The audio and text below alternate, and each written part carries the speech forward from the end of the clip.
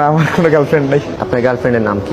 বহু আগে ক্লাস 6-এ আমার ছোট্টভাবে একটা রিলেশন হয়ে যায়। আমার আম্মা মারবো এটা দেখলে, অবভিয়াসলি আমার আম্মা এটা দেখবো, আমার আম্মা ঝাড়ু দিয়ে পিটাইবো আমার, তারপরে কইতেছি মানে ক্লাস 6-এ আপনি মানে কি ওই টাইমে ফ্রেন্ড, আমার বেস্ট ফ্রেন্ড ছিল। আচ্ছা, কথায় কথায় আর কি হয়ে যায়, প্রেম হয়ে গেছে 6-এ। হ্যাঁ মানে ওটার কি কয় ভালো লাগে আর কি। মেয়েটাও কি 6-এ পড়তো?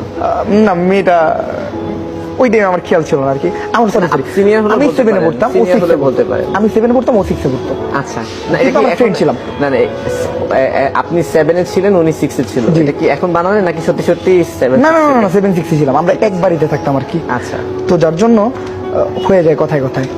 তারপরে মানে প্রেম হয়ে যায়। হ্যাঁ, তারপর 3 মাসের মতো রিলেশন ছিল, বাট ওই টাইমে তো পোলাপান ছিলাম, কিচ্ছু বুঝতাম না। আচ্ছা, আমার আম্মা মারবো এটা দেখলে, অবভিয়াসলি আমার আম্মা এটা দেখবো, আমার আম্মা ঝাড়ু দিয়ে পিটাইবো আমার, তারপরে কইতেছি।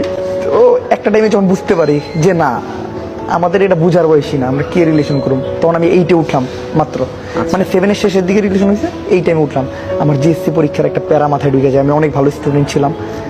তারপর আমি আর কি আস্তে করে না করে দিলাম যে আমার পক্ষে আর পসিবল না।